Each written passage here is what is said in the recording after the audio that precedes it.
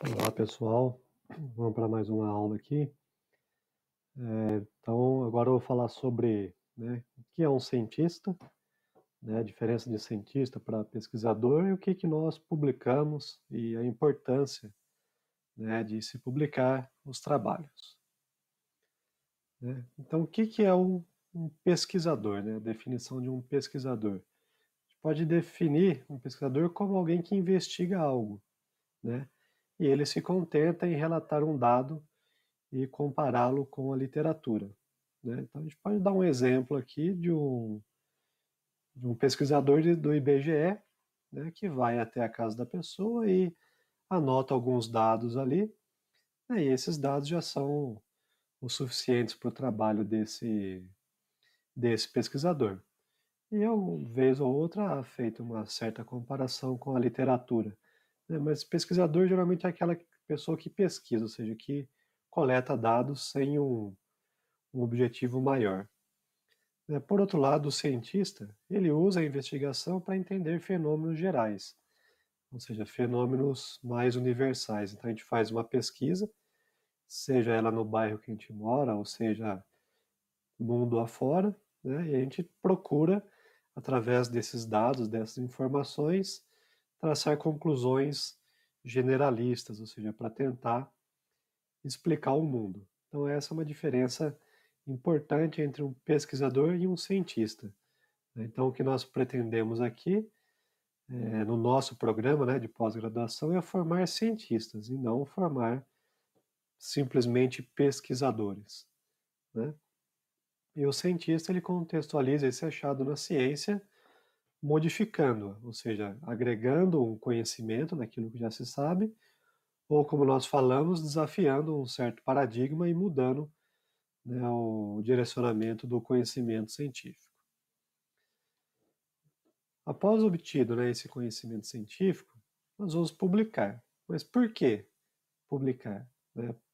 Para ter um reconhecimento internacional, uma notoriedade, para se tornar uma autoridade, para a gente ter um discurso mais forte? Não, não é por isso que nós devemos querer publicar. Publicar é um dos passos mais importantes da carreira do cientista. Como eu sempre brinco com os meus orientandos, o pior dado que tem é aquele que fica guardado no computador. Na minha época de graduação e pós-graduação, a gente falava que eram aqueles dados que ficavam guardados na gaveta. Hoje em dia não, é aqueles que ficam no HD e no computador. Porque o que adianta nós pensarmos numa pergunta importante de estudo, pensar em todo um método que melhor responde aquela pergunta, seja para corroborar ou para refutar a nossa hipótese, se tiver uma hipótese, eu estudo, se ninguém se beneficiar, se ninguém conhecer o nosso trabalho. Então, se o nosso trabalho ele tem uma relevância, ele traz uma informação importante, naturalmente nós vamos querer mostrar isso ao mundo. Para quê? Para que as pessoas consigam entender melhor esse mundo e tomar melhores decisões. E o que nós publicamos? Ou seja, o que o cientista publica? O cientista ele publica ideias.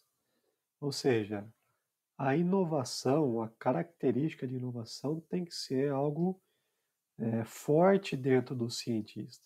O que eu quero dizer com isso? Não ficar sempre respondendo aquelas mesmas perguntinhas que já estão muito publicadas, já se sabe muito sobre aquele assunto, a não ser que a gente tenha uma proposta diferenciada para aquele mesmo assunto. Ou seja, eu tenho um método que possivelmente ele confronta melhor aquele conhecimento, ou eu percebi alguma anomalia e vou tentar entender melhor aquela anomalia dentro de um determinado campo de estudo e assim por diante. Então a gente tem que ser inovador em todos os sentidos, em termos de perguntas, em termos de métodos e como pensar aquilo que já está conhecido dentro da literatura, dentro do conhecimento humano. Então é isso que nós publicamos, ideias. E quanto mais inovadoras ou mais desafiadoras são as nossas ideias, mais difícil elas são de serem aceitas tanto na comunidade científica quanto na sociedade como um todo, como mostra essa figura aí, né? Uma ideia extremamente inovadora e mais econômica, mais eficiente do que a vela, foi a descoberta, né, da lâmpada, né? Só que aí nesse caso, né, como todo mundo só trabalhava com a vela, né, então sofre um escrutínio muito mais pesado da comunidade científica. Então, tudo que é muito inovador, de início isso vai sofrer um, um retaliações, muitas vezes, né, da comunidade científica e perguntas diversas para tentar desconstruir essa ideia. Mas o que nós publicamos basicamente são ideias inovadoras que vêm das perguntas que nós fazemos. Como que é esse caminho? Então nós temos uma ideia, né? Então como que a gente publica uma ideia?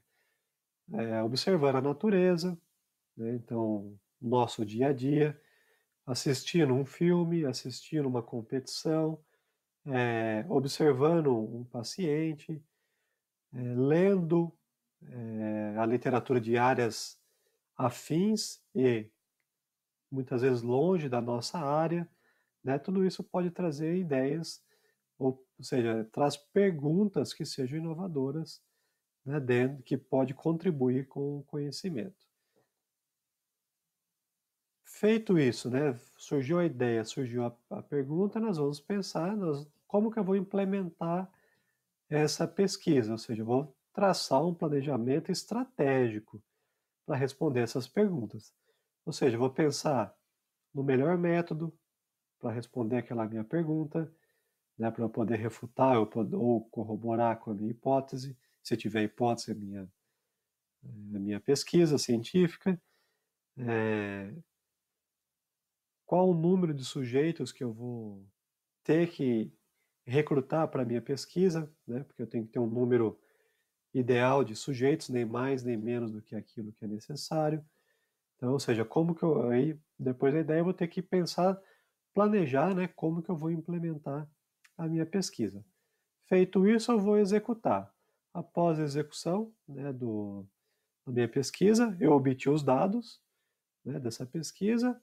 Esses dados são os resultados e então eu vou analisar esses dados, né, que podem ser dados numéricos ou pode ser pesquisa que eu fiz questionários, né, não importa. Eu vou ter que analisar de alguma forma esses dados que foram coletados. E aí, então, com esses dados em mãos, eu vou traçar uma conclusão e a partir disso eu vou escrever todo o meu trabalho. E esse trabalho ele pode ser um artigo, né? Então, no meu caso, né, eu fiz lá meu mestrado, meu doutorado, especialização, graduação.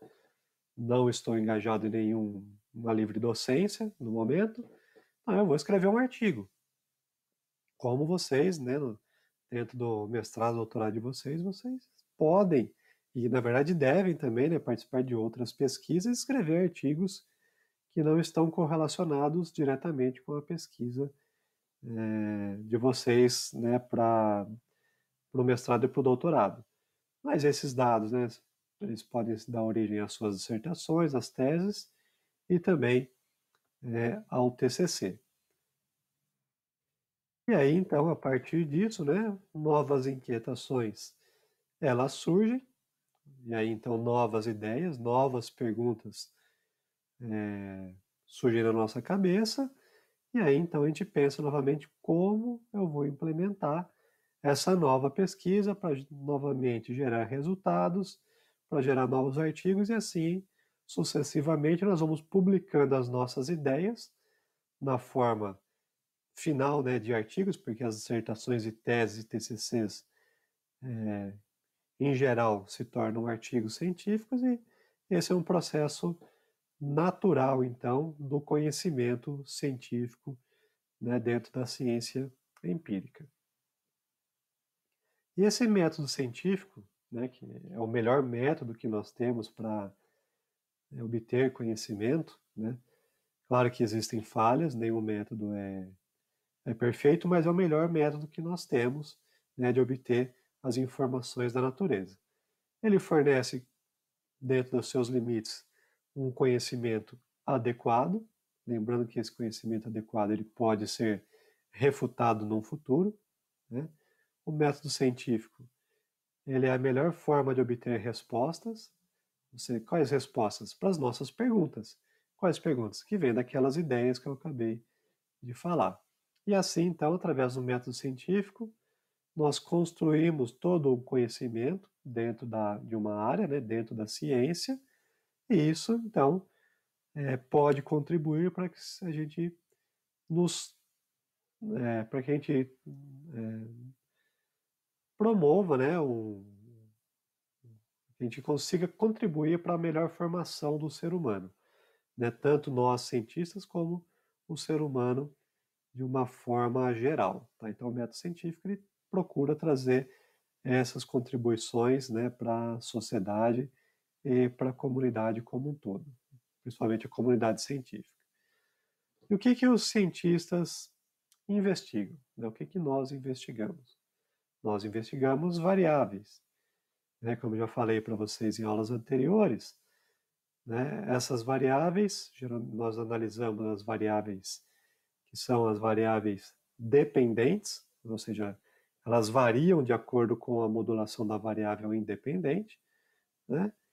E nós então precisamos entender isso, que essas variáveis variam. O que quer dizer isso? Quer dizer que em um estudo os resultados eles vão ter um valor, em outros estudos esses resultados podem ter outro valor, porém a conclusão não deveria ser diferente, ou seja, por mais que as variáveis variam nos seus valores, né, obtidos, a conclusão ao longo dos estudos deve ser semelhante, ou seja, devem ser as mesmas, a não ser que surja alguma anomalia no meio do processo, ou que eu empreguei uma outra metodologia, que talvez seja uma metodologia mais forte, vamos dizer assim, e essa metodologia então possa trazer algumas informações adicionais que não corroboram com os conhecimentos que nós temos até o momento, né?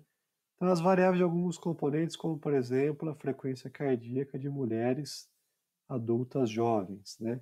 Então, nós temos aqui a variável, que é a frequência cardíaca, o elemento que compõe a variável, mulheres adultas jovens, e vou colocar para cá, e a frequência cardíaca. Veja aqui, né, que a variável ela varia. Eu tenho uma mediana aqui, né, tem um ajuste polinomial aqui, muito provavelmente, né, da frequência cardíaca ao longo dos anos, né, das idades. Então veja que para o mesmo sujeito aqui, por exemplo, de 14 anos, ele pode ter uma frequência cardíaca máxima de 180 batimentos e o outro ter aqui de 238 batimentos por minuto.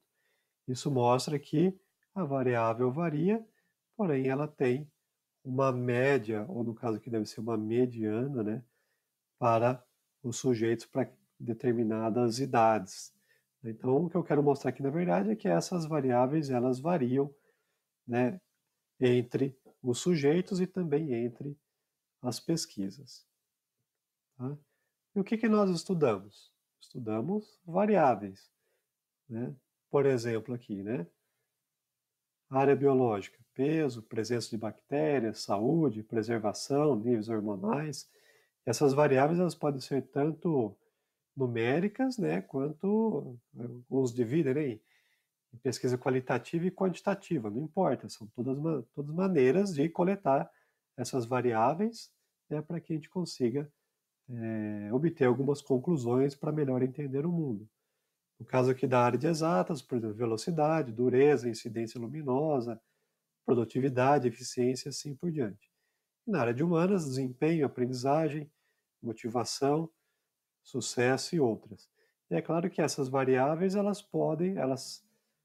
está aqui dividida por áreas maiores, porém elas podem conversar entre si sem problema nenhum, desde que isso seja necessário para responder às nossas perguntas. Tá? Então, esse é um primeiro passo aqui para ver, né, para entender o que é um cientista, o que nós publicamos, por que nós publicamos, o que nós estudamos. Né? Nós estudamos variáveis.